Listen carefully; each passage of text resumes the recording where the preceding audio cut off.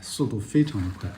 当然，在正式表演这个魔术的时候，它是没有声音也没有图像的，正面、反面都可以，这是一种创新的魔术表演形式，它的表演效果非常的神奇。好，喜欢我的分享，右下角帮我点赞助力，非常感谢。下期再给大家分享好玩的魔术。